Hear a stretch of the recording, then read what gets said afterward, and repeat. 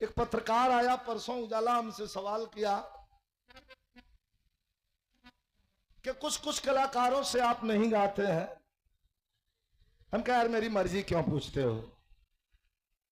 कहा कि उजाला से आप नहीं गा। हम कहा उजाला हमारे घर की बच्ची है, हमारे कवि जी की बिरहा मैं गाता हूं, कवि जी की बिरहा वह भी गाती है।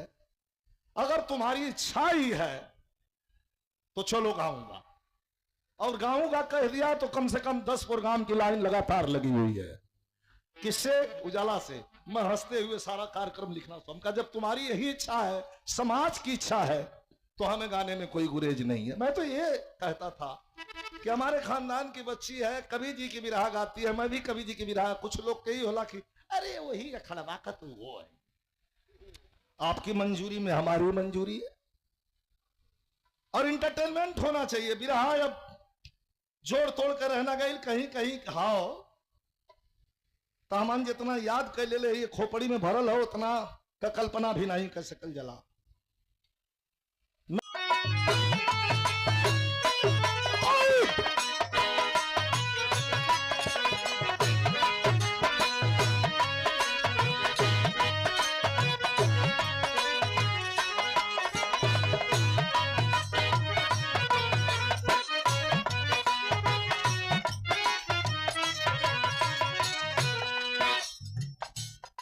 सतगुरु भजन हो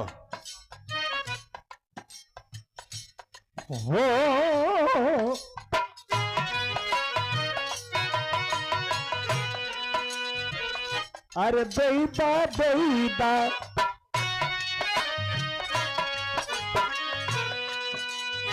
बैठ जा रे लड़का है बैठा यार इनके बीच में उठ बैठ मत करा। इसे गायकी या कलाकार का थ्रो कटला बढ़िया से आप लोग बैठे लेबा, कलाकारन के सुनबा, कलाकारन का मन लगी बढ़िया गई है। और में अपने में उठा बैठा लगवा, सुरती बना लगवा, कलाकार जान जाए कि ओ इन लोग का मन आउर है, तो कलाकार भी अपन धीरे से कट के निकल जाओ। आनंद लेला भजन कितना बढ़िया है। अरे बेईता बेईता बेईता बेईता शरणिया स्वामी, अरे बेईता बेईता शरणिया स्वामी, देर हो गई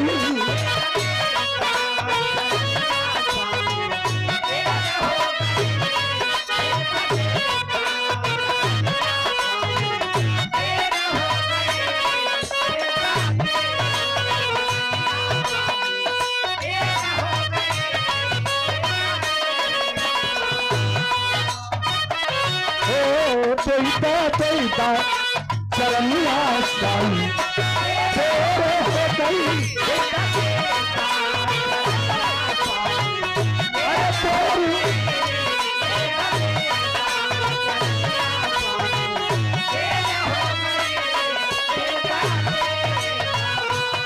अरे तरस लखिया बरस दिन अबेर हो गई, तरस लखिया बरस दिन अबेर हो गई।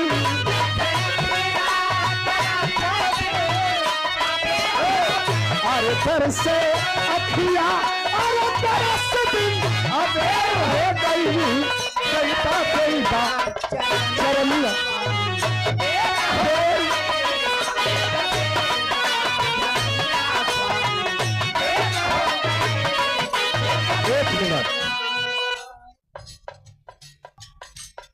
कितना पर्दा का बात कितनी बढ़िया निक लगेली। पर्दे में बात हो, पर्दे में हुस्न हो, सुंदरता हो, सुंदरता के ओपन कर दिहल जा, खोल दिहल जा, बेपर्दा कर दिहल जा, तो वो बेमजा हो जाला, ना निक लगेला। यह आंख लजाए लगेले, और वह जब पर्दा में रहला तो अखिया बेचैन रहले देखे बनी। आय हाय हाय कैसन हुई। अगर घूंघट में मेहरारू है तो मन बार बार कही कि तनी से घूंघटा हटा दे, मुहवा देख ली, और वह खोल के आजकल तो जनता हुआ शॉर्टकट चल है, यहाँ से यहाँ ले, यहाँ से यहाँ ले, एक बाद ओढ़नियो ना एकदम हाँ कोनो फर्क ना पड़े के है, न लाज बा न हया बा।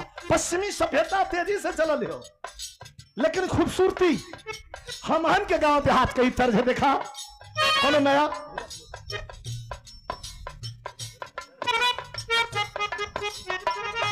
तो के बढ़िया लगी फगुनहटा करा कवन फगुनहटा करा गौना नया नया भयल हो। देखा कितनी सभ्यता रहा। अपन ही परिवार के आदमी के जाए के हो तो गोर दबा के जाए कि केहू घर का बड़ बुजुर्ग जान न जाए। अगर केहू खोख देता बाबा या चाहे दादा जान न जाए। और दिन हो सांझ हो रात हो कोई दिक्कत ना हो। 24 घंटा वही में जौन बात होना वही बा। मतलब सभ्यता खत्म। दोनों पति पत्नी नया समय हो, इनमें देखा खूबसूरती हो, दोनों एक का जगह हुआ। दुल्हन सवेर हो गल कहते का हो परिवार का सब केहू जाग जे बेइज्जत करबा का हमके दिखाई काम भइले सुतत हैं सो आजकल। दुल्हन कहते कहो बेइज्जत करबा का वो साग का बिना मतलब का खोपड़ी खाली सुत दे। लेकिन कनवा में कहते का कहे छोड़ा छोड़ा अरे छोड़ा छोड़ा ओ छोड़ा छोड़ा कलैया सैया। अरे छोड़ा छोड़ा कलैया सैया बोल हो गई।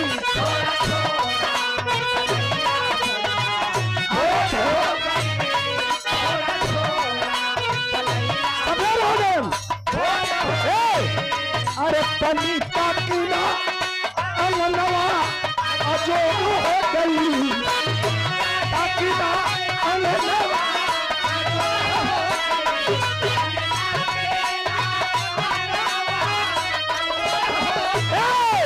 पनी पाकिना अजोब हो गई छोड़ा छोड़ा कलैया और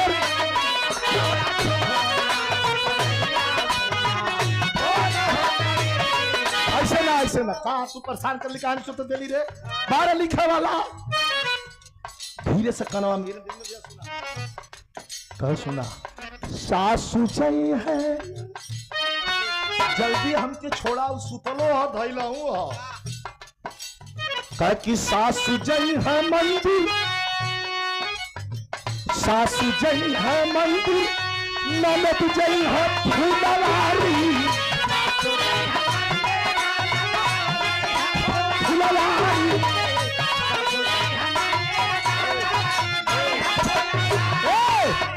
अरे सूतब या बेरले अरे सूतब या बेरले तो सासू भी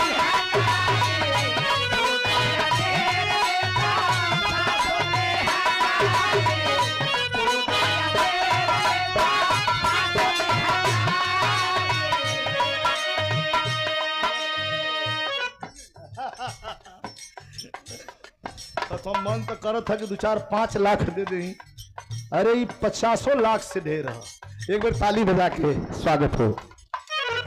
कहलो हमारे कनवा पे मन कर था कि रहत तो 5 लाख दे दी हमका मिल गया। अगर ना करम बढ़िया रहत ना आप लोगन का प्यार रहत तो एक्सीडेंट हो काफी रहल कितना जाने निकल गई ना। लेकिन आप लोगों का प्यार हो हमार कुछ कर्तव्य कमाई है। आदमी का जिंदगी आदमी पौले है तो गलती ऐसे हुई स्वाभाविक है। इंसान का जन्म पाया है आदमी तो गलती होगी। लेकिन वही गलती के अगर पश्चाताप करके स्वीकार कर लेलस कि हे ईश्वर गलती हो गई क्षमा करिए आप तो ईश्वर सुन लेता है। गलती ना है कि गलती ना होई लेकिन स्वीकार कर ले कि हे परमात्मा गलती हमसे भइले हमके क्षमा कर दा। हम तो मांगत रहिला हर समय माइयों के जाइला तो कहिला कि माई गलती रोज करीला लेकिन तुहार बेटा है माफ कर दिया।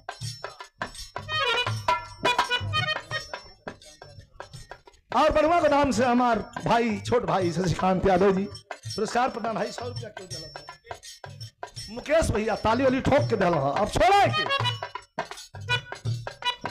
सास चाहिए है मंदिर ननद चाहिए है फुलवारी सूता बबेर ले तो सास दी गाली। लेकिन देखी देखी ना देखी देखी ना उजाला चारों ओर हो गई।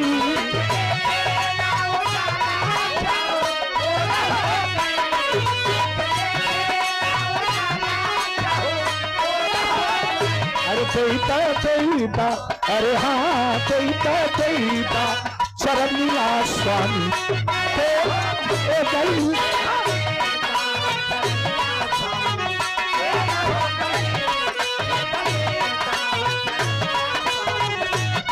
पहला अंतरा 200 रुपया पुरस्कार हमारे छोटे भाई हमारे परम मित्र हुमन और राम ध्यान यादव जी मऊ की धरती से भैया के बहुत बहुत नमस्कार प्रणाम बा। पहला अंतरा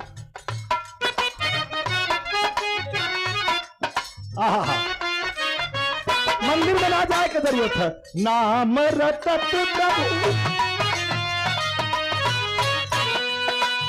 बस नाम रटत प्रभु दर्शन मिलेगा।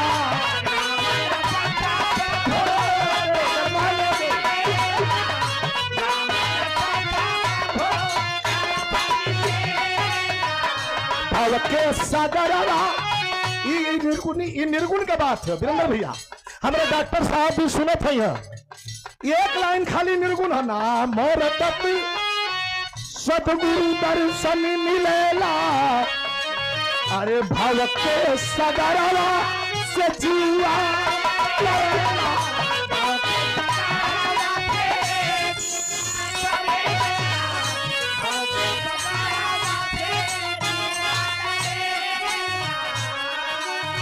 लेकिन है सरकार यही कल युग में पाप, यही कल युग में पाप बहुत ढेर हो गई।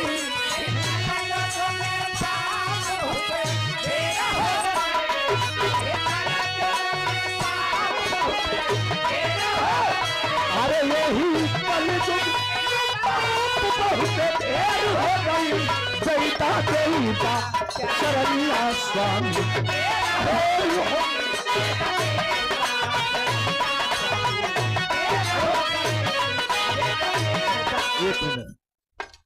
भजन का पूर्ति तब तक ना हो ले जब तक के अंतरराष्ट्रीय क्षितिज के भजन एक लाइन ना हो।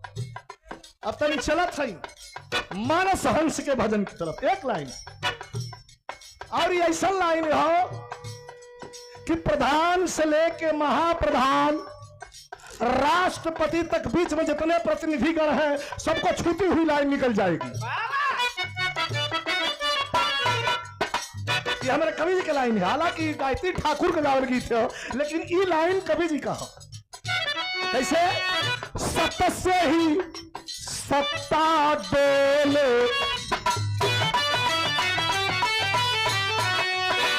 देर हो अंधेर ना। रणनीति बन गई थी, बुरा मत मानिएगा, रणनीति बन गई थी फिर से बिहार का इलेक्शन जीतने की। स्क्रिप्ट रेडी थी लेकिन सुप्रीम कोर्ट ने हिंदुस्तान के पैमाने पर जो फैसला लिख करके दिया है कि जब तक लोगों का आवेदन आ रहा है, निवेदन आ रहा है, जितने वोटर लिस्ट में नाम जो कटे हैं जब तक बढ़ नहीं जाते 1 महीने की टाइम और दे दिया। चारों खाना चित हुआ लोग। चुनाव आयोग ने अपना स्क्रिप्ट लिख दिया था कि किस तरीके से हम बिहार में गवर्नमेंट बना लेंगे लेकिन हवा हो गई। यही है, यही सदगुरु कृपा है। कैसे अरे सत्य से ही सत्ता डोले, मर्जी से पत्ता डोले।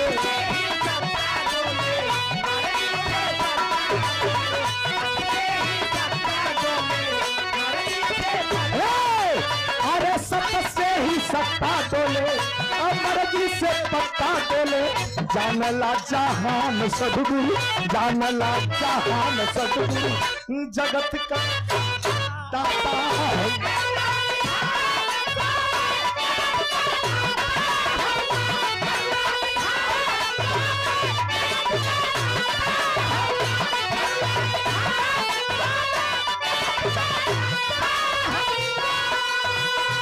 एक लाइन सत से ही सत्ता डोले, मर्जी से पत्ता डोले। ये लाइन पर हमारे दरबारी भैया खड़ा भइल जाने ला जहान सदगुरु। जगत सदगुरु मतलब परम पिता, परम ब्रह्म, परमेश्वर। हम ऐसे भक्त हैं छत्तीसगढ़ आश्रम में विराजमान यथार्थ गीता के प्रणेता सदगुरु परमहंस स्वामी विश्वगुरु भगवान अड़गड़ानंद महाराज। एक लाइन आखिरी, प्रेम क्या है? प्रेम क्या है? ये भी प्रेम है।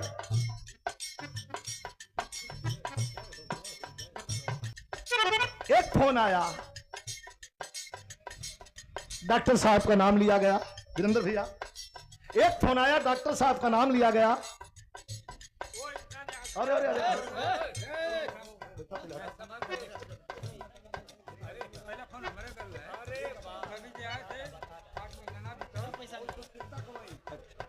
ठीक है, ब्रिजेश ब्रिजेश कर्नल, एक बार इनके लिए भी ताली। पहला फोन ही नहीं के गल रहा। धन्यवाद। बारह शेर बैठा बैठा बैठा, हम जानत हैं मनावत रहे ना लोग 11 साल अहिर नाम मनल, अब कमनिया एको गति लोग का बाकी ना। हम हिरन के मनाव में एकदम उनका काम बन कर जाना, उनका एथवा बन कर जाना, कारोबार बन कर जाना, ट्रक गाड़ी बन कर जाना, भैंस गाय जो रही बनारस में ओके बन कर जाना। लेकिन अहिर तुमको हिलल ना ना, वही तरह वही टाइट हूँ जदों तवन बंद कर दा ठीक लगत होता रहे दी।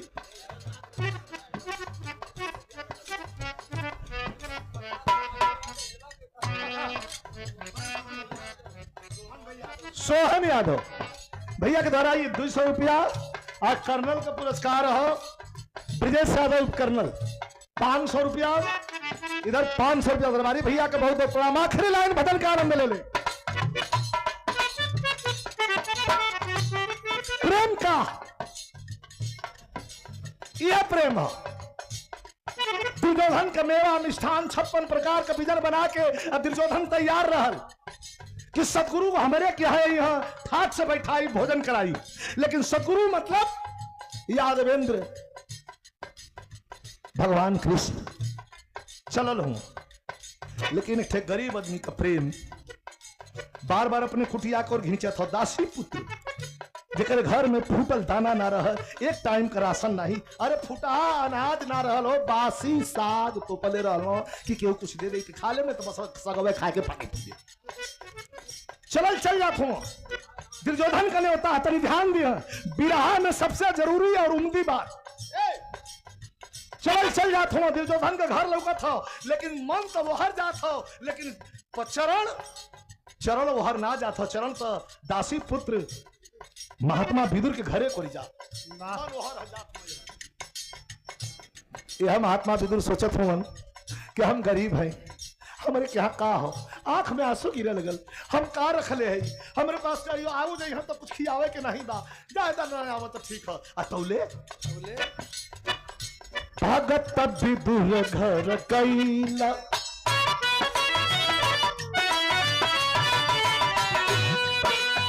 अरे भगत विदुर घर कैला, प्रेम से सगरो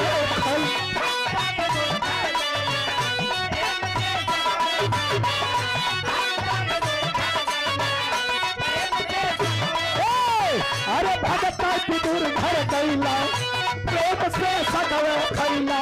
छोड़ के पकौलान सदगुरु, छोड़ के पकौलान सदगुरु, जगत का दाता हौला।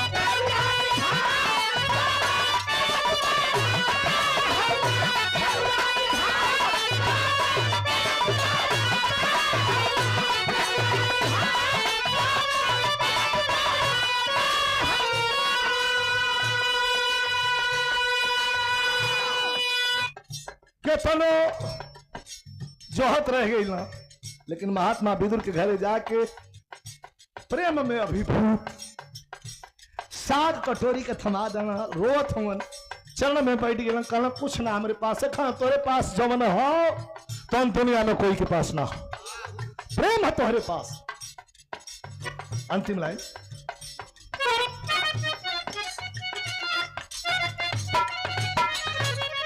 ये सेकंड मनोज,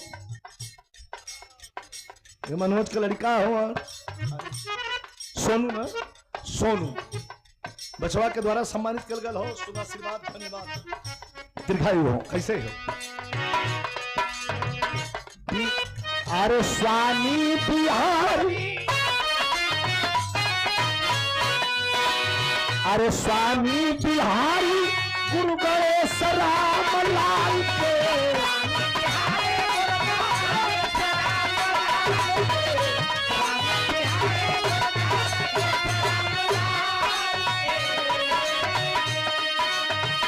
रामदेव चंद्रिका, रामदेव चंद्रिका अब बच्चन प्यारे लाल के,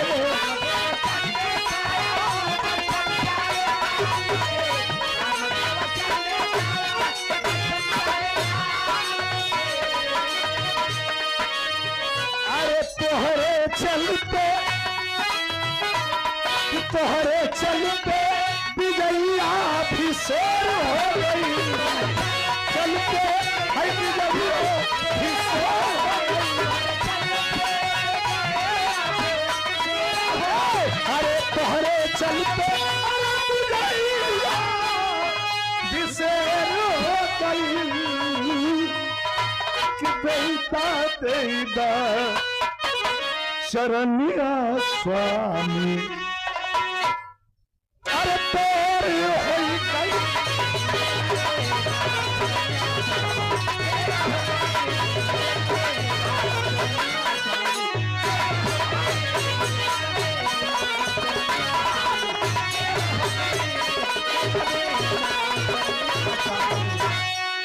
देर हो गई।